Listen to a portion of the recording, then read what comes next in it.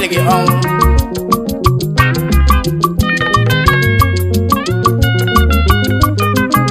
kedu family ọnwụ ka o ji nala anyị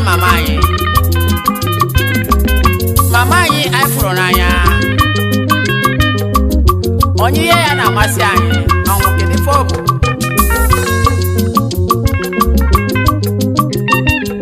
ọnwụ alili ọnwụ alili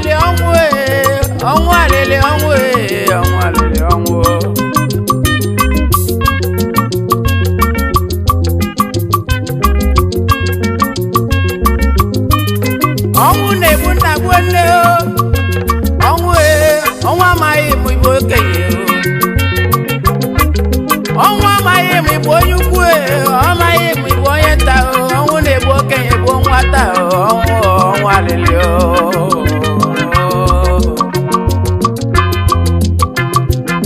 This is a tribute to late Mrs. Bridget nwa ọgbọmma nwa eke ka na-ekwu okwu ya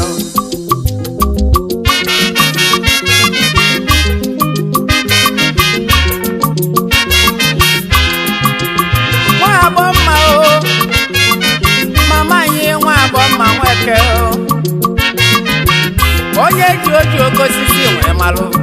oji oke osisi oji oke osisi ka na-akpọ gị mama anyị nọrapụ ka anyị wee na-akwụlụ na-eche ya let Mrs. Bridget abọmma nweke oji oke osisi adago from ụmụahịa m ọka ka ọ na-alibili ọ bụ ebe ahụ ka o si pụta ụwa o mesiri jebe ije dị n'ifite ọka ebe ahụ ka o jere ije dị ọnụ tala ya na-akpọ Mr. Etiti-Anam n'ifite ọka ebe ahụ ka o jere ije dị onye a na-akpọ Sajon Nweke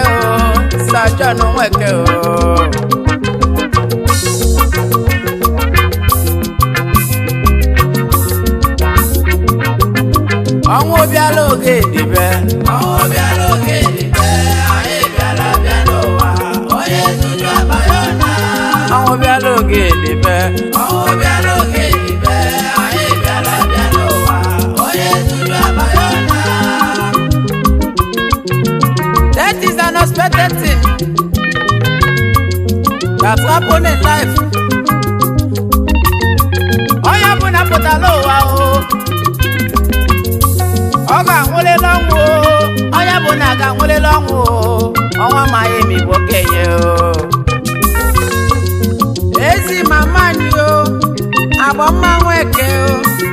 ọjị oke osisi mama anyị nwụrụ anwụ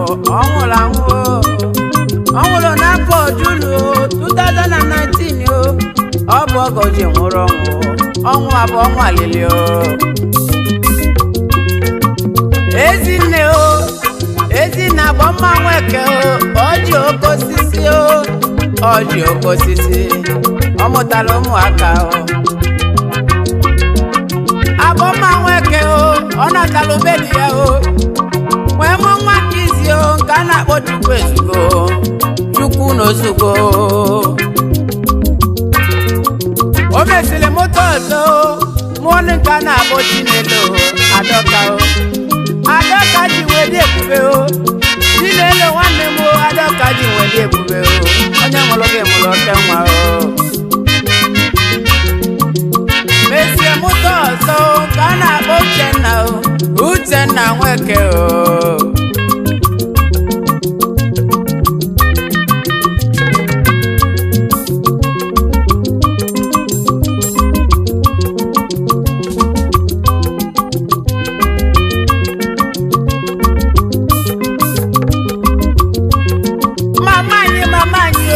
mama anyị mesịrị mụta nwa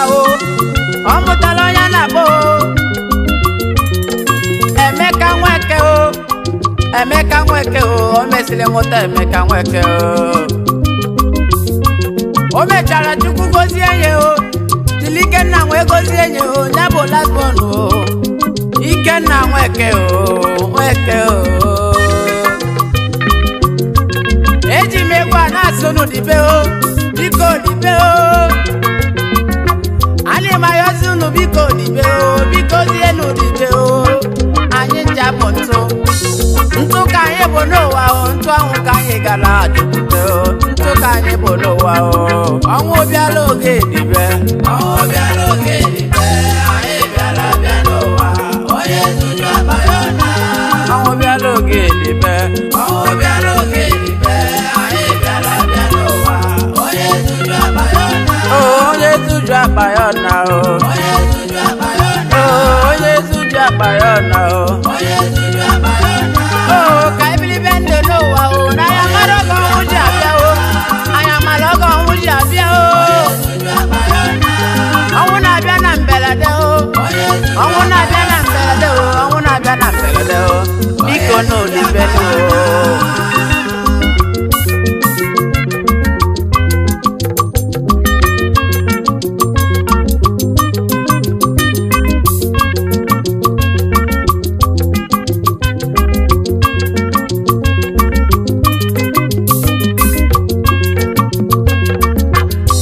Ogengalo Lagos o Ogengalo no na akwụkwọ ezi ayemu ọgbara mụ na fonu o si mụ na mama ya nwụrụ anwụ na mama ya na nwụrụ ọnwụ na mama ya rapụgo ya o na rapụgo ya o na mama ya rapụgo ya o ọ sị m kedu ife oge m ọnwụ wale mu kedi foge onwo kedi faige megi onwo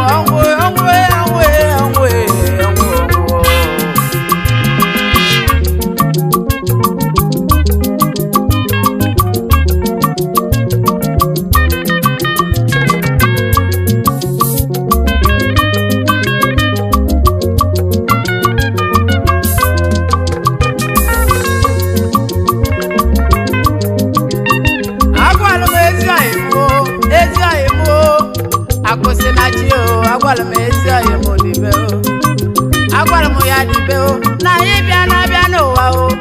anyị ga-analịla na n'ụwa o anyị ga-analịla na n'ụwa o akwụsị na chi ezi ayemo ọ gwara m na m ga-ejeli ya eluigwe ka ndị agwa olu ya egwu o maka na ọnwụ mama ya wutere ya o ọnwụ mama ya na wutere ya o ọnwụ anọ wutere ya o akwụsị na chi dibe ọ bịara oge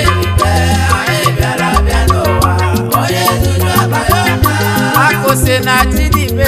o dibe o eji ayemu akose na tidibe o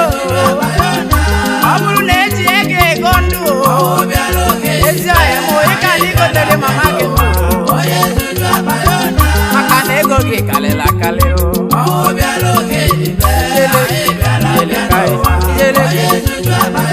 itebe ego amalasịrị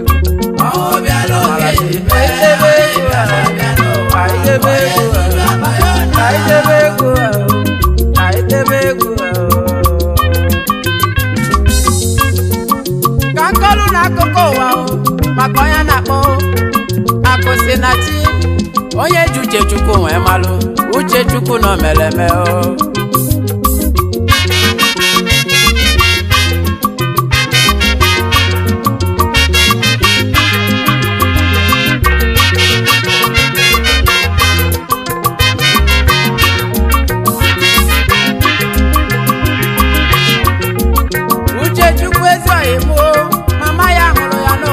ọ bụrụ onye na-erube isi o ọ bụ onye na-erubere mama ya isi o ezi oyimo ọ gụrụ akwụkwọ na College Demonstrate Primary School Ifite Ọka o ọ bụ ebe ahụ ka ọ gụrụ akwụkwọ ezi oyimo ọ gụchara praịmarị o wee banya secondary school o ọ gụrụ secondary school o n'ebe a na-akpọ Igwebike Grammar School o nke dị n'ime Ọka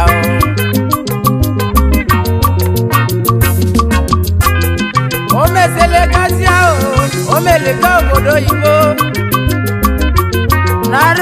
2015 yo Ogalu Malaysia Koje choja kalakia Ezi ayimo oje ni koja kalakia Komali moge butike Uche tuku oje lobodo ibo Oluleba una wisi o Onwe bata bulike bata Ezi ayimo Akwa ndị Igbo na-atinu si o N'ọbụ afọ onye na-edu ya o Afọ gị na-edu gị o Afọ gị bụ Uche Chukwu o Ọkụ Uche Chukwu mere na ndụ gị o Ijezi Malaysia bulike Ịgalụ Malaysia n'ozi ọnwa isii bulike nwe bata o Ịbatali n'obodo gị o Ifite ọka o Ịbatali n'obodo gị o ndị obodo niile nweleba o Ịgbakọrọ ụmụ agadi niile o nwee kelube ego nwee keluba gị tụọ Inyelufe onyinye o Imezili kpọkọta ndị ejimeti gị Gbolufe Igbulufe efi ndụ o Ifite ọka o Ndị Igbo si na ọ bụ afọ onye na-eru onye Ifi na-eme o Ọ bụ onye anyelu ga-afa o Uche Chukwu nwe emezie na ndụ gị Onye na-enye nke ọ ga-eji akọnị o Onye na-enye ọma nkọnatị o Ezi oyi m ụdalụ o Iyeli scholarship ayala o Ndị yeli scholarship kalịla kalị o N'ime ọka o Ezi oyi m dalụ Akwụsị na chi dalụ Ekele gị o Ndị na-azụ n'akwụkwọ Kwa kalịla kalị o Ndị na-azụ n'akwụkwọ kalịla kalị o Ezi oyi m Isi ike o Ụkwụ ọma mkpọ gị chacha o Chukwu ga-elota gị o Ọ ga-ịgbatali be nna gị Idozili be nna gị o Ezi oyi m o Edozizienu be nna gị o Akụlụ na-ekwu onye gbalịa o Ndị na-asụkwa nsọ kalịla kalị o Ndị nyere aka kalịla kalị Shumu obenye dalụ Iyelu maka ọ ga-adị m mma o Ọ bụrụ metini bụ nye onye egwu gị o Ọ bụrụ ngwa egwu bụ nye onye egwu gị Nke ma ga-adịzi iche nwanne m Ahịhịa ọka nna ya gị o Ezi oyi m onyelu maka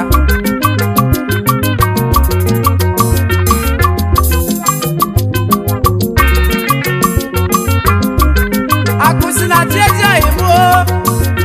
Ezi oyi m o Ezi oyi m o Ezi oyi m o Ifi na-eme ka Chukwu dị nwee gozie gị Ana m ekpelu gị ekpele o Na-asị na ị ga-ana-eje n'abata o Ụkwụ ọma mbọ gị o Iyi tiela ka ga-agazi agazi o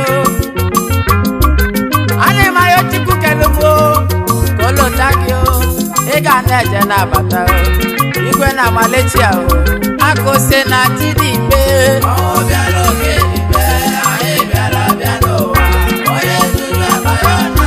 Afọ eji mali gị kalịla kalị Ọnwụ bịara oge dikpe Afọ eji mali gị o Onye zuru abayọna Obele nwoke ji dị ebube o Ọnwụ bịara oge dikpe Akụsị na chi o Onye zuru abayọna Nwachi na-agbalị ọgwụ dikpe o Ọnwụ bịara oge dikpe Chukwu na-agbalị gị ọgwụ o Dike odibe o Oke nwoke ji dị ebube odibe o Onye nwelu gị na onwere ife o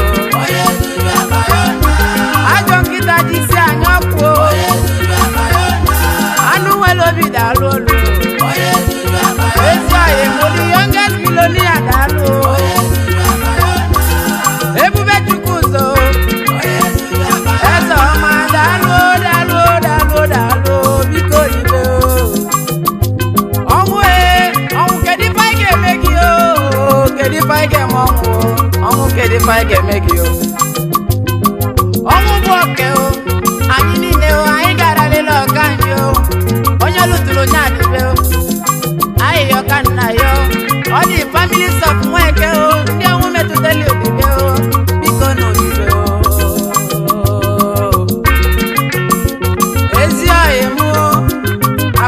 akwụsịnachi yo akwụsịnachi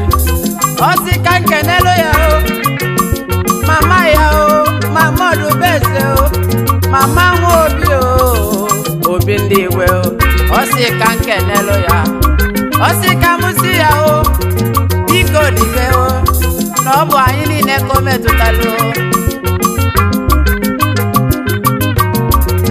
osi ya dibe biko dibe o ife melu n'omego ọnwa amaghị emegbu onye kwuo osikwa ka nkene Reverend Fada o Ramond ụmụnna Juba o Ramond o Fada Ramond ụmụnna Juba o onye Chukwu telu mmanụ o Chukwu no telu gị mmanụ o biko dibe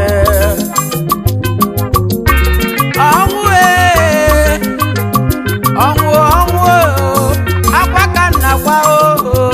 o wutere m mgbe n'ụlọ ọnụ ọnwụ onye igboligbolo na o onye igboligbolo na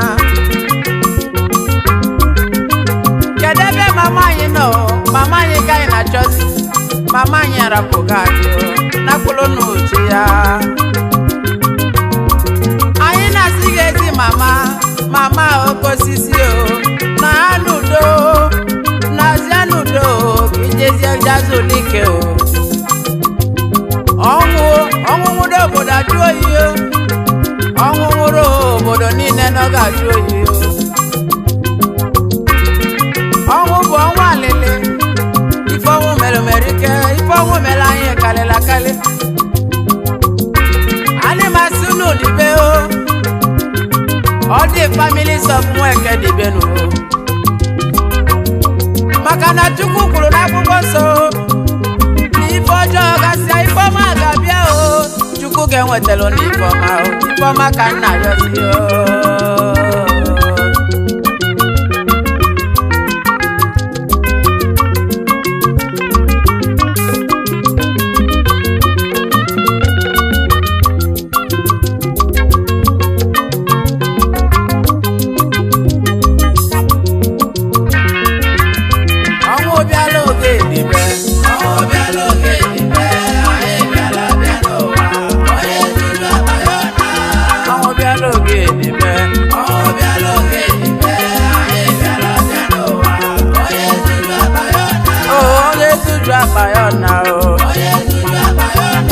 onye tuju akpa ya na o